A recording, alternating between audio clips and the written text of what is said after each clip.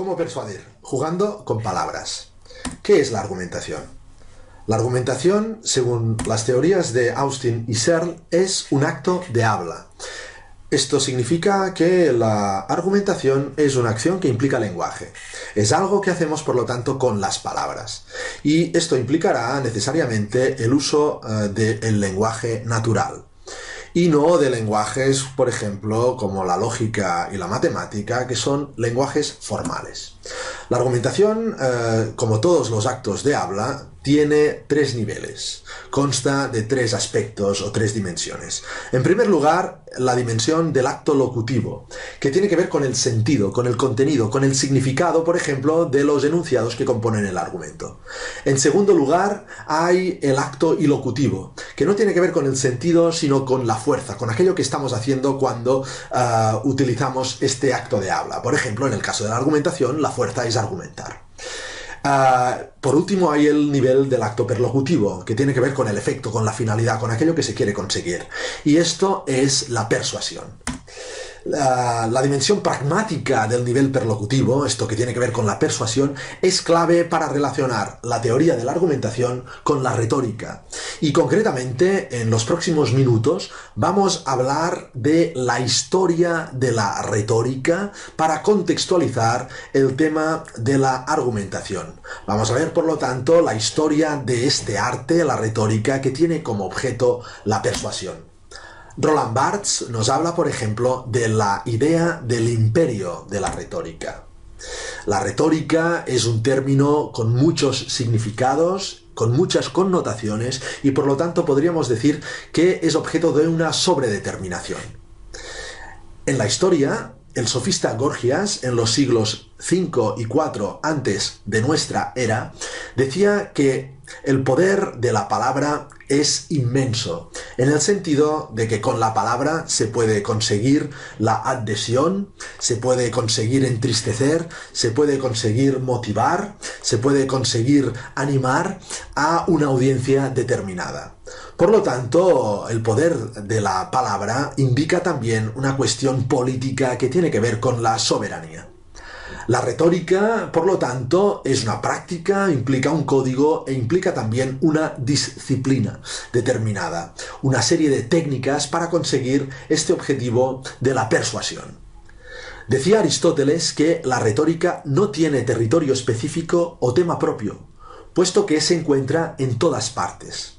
Esta característica de inescapabilidad de la retórica nos lleva a pensar que, de hecho, desde los tiempos de la antigua Grecia, por ejemplo, Demóstenes, hasta los tiempos de Obama, de la presidencia de los Estados Unidos, hemos tenido a lo largo de la historia muchísimos componentes en los que la retórica jugaba un papel protagonista. Pues bien, la retórica, ¿cómo nació? ¿De dónde apareció?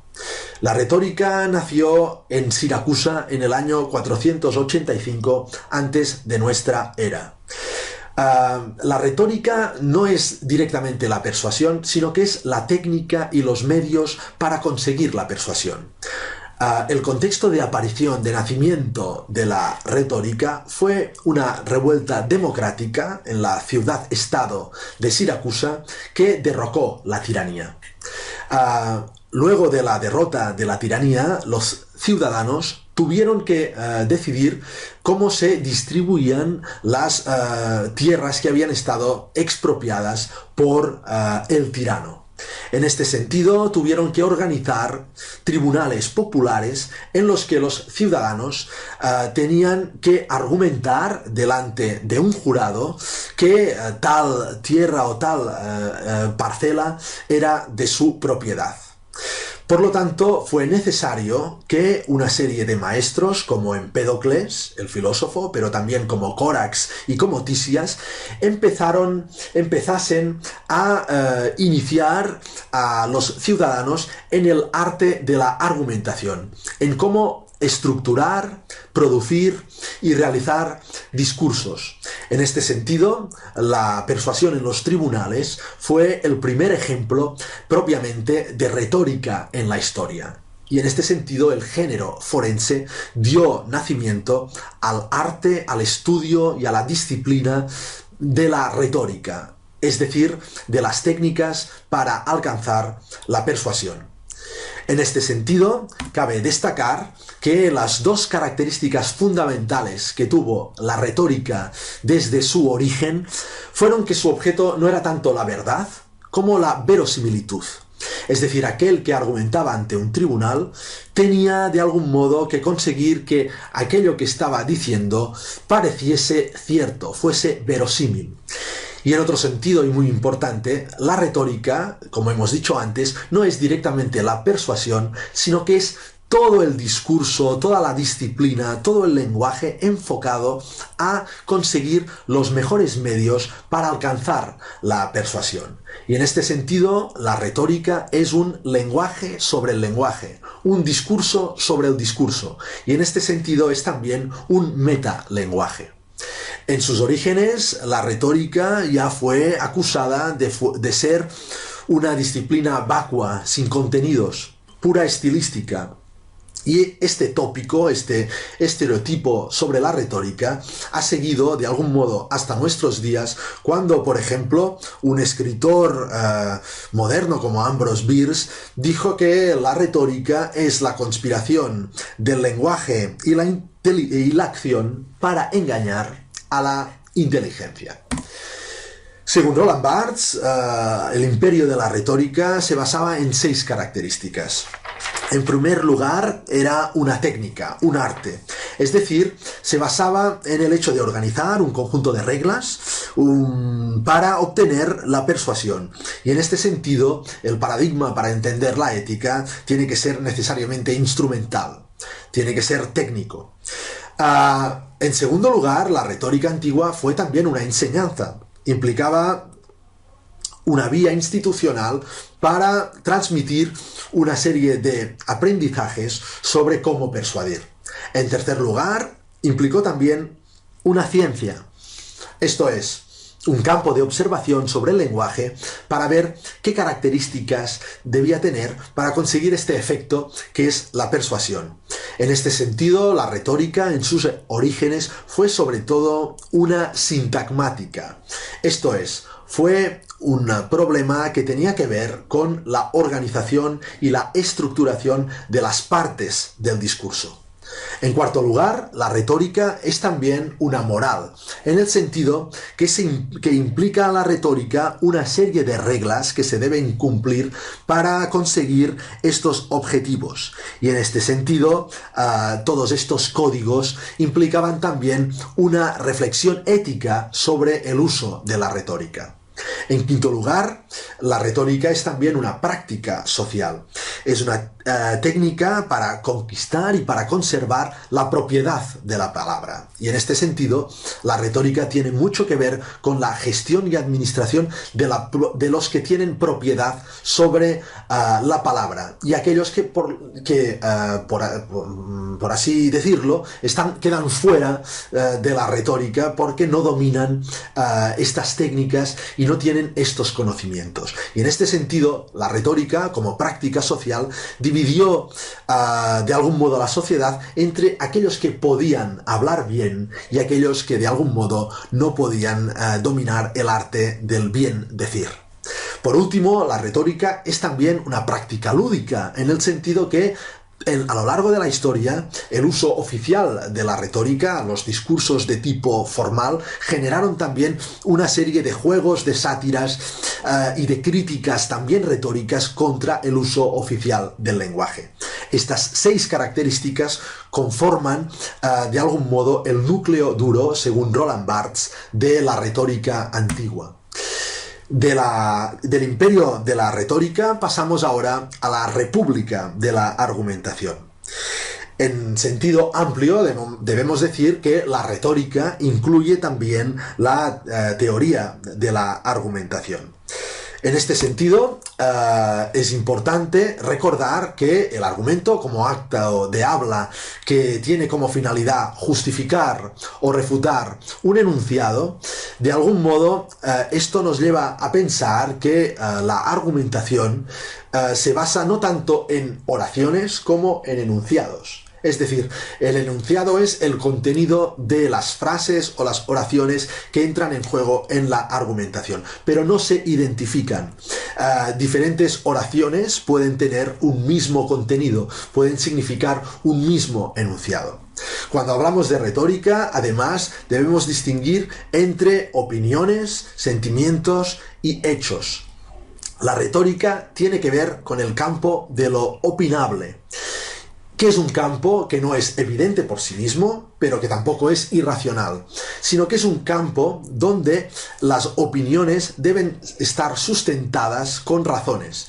Esto es, no podemos confundir una opinión con un argumento. La opinión podríamos decir que es la conclusión del argumento, pero por sí misma esta opinión es precaria. Siempre necesitará una serie de razonamientos, necesitará una serie de razones que justifiquen esta opinión.